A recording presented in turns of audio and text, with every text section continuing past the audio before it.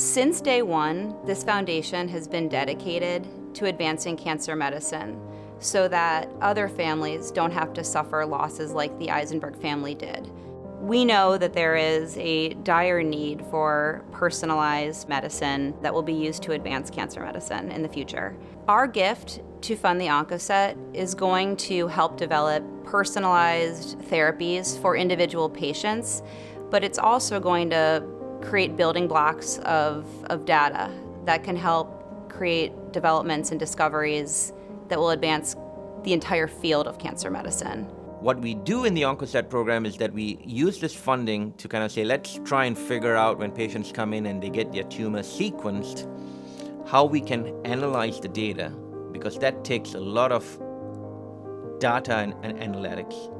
And then when we get the data, how do we actually interpret the data and decide what drugs might be best for the patient? I was diagnosed at Northwestern. I had some pain in my back, which we solved through physical therapy, but there was some lingering pain, so we did an x-ray and found some fluid, which they drained, and they did a CAT scan and found a tumor in the pancreas. You know, the history on that's not great. When I first met Kyle, he had metastatic pancreas cancer. It was devastating, unexpected. Nobody knew where this came from for this guy who led a healthy life. In January of 2016, I was diagnosed with stage 4 colon cancer.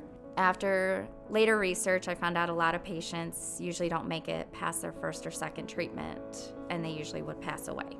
Regina, obviously being young, they were being more aggressive with her, trying to use both multidisciplinary approaches of chemotherapy and surgical resection. Unfortunately, the cancer did come back in 2017 in her lungs, and at that point she went on to kind of third-line agents for her treatment, and she was on that when she came to see me. Dr. Mulcahy sat down with my wife and I and said, look, this is what you have, this is the protocol. The protocol is chemotherapy. Well, how long? Till it's not successful. So this was the situation. And then as we were treating him, it was discovered that he had this BRCA2 mutation. And the BRCA mutation is commonly associated with breast cancer and ovarian cancer, and less so with pancreas cancer, and was not on our radar to the extent that it is now. One of the first things Dr. Mahalingam had wanted to do was a DNA test on the tumors to see what the DNA of the tumors are, what it's made up of. Found out that even though I have colon cancer, it has a HER2 mutation, which is typically found in breast cancer. One of the advances in using a program like the Oncoset program is that we have identified specific genes and specific mutations and different molecular characteristics of tumors that allow us to target tumors individually instead of just treating people for the cancer based on the organ where the cancer started. We're able to treat based on the molecular characteristics of that cancer. It was fortunate for Regina that we had trials that were available, and the symptoms that she had, the cough and the shortness of breath when I first saw her, started improving within 6 weeks of starting the drug. And our first scan, we started seeing shrinkages of her lung metastases. And she herself knew she was improving because she started feeling that she was more energetic. And from working part-time over the coming months, she started working full-time. And she's able to still be on this drug for a year and a half without any toxicities related to her chemotherapy, and fully functional member of the community.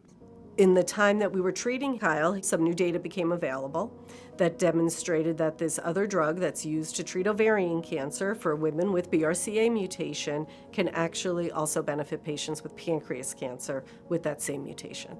So we were able to stop his chemotherapy, and he's taken an oral cancer therapy while he was out doing the things that are so important to him. We have evolved so much in the last 30 years, and I'm sure we're going to evolve so much more in the next 10 years. The funding from the Eisenberg Foundation has made a huge difference in the research that we've been doing here at Northwestern. I could have never imagined that we could have come so far and be standing in this place of such tremendous growth.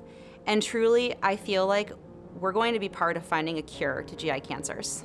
I'm very optimistic that no matter what, if the treatment stops working, we will find something else. And when that one stops working, we will find something else.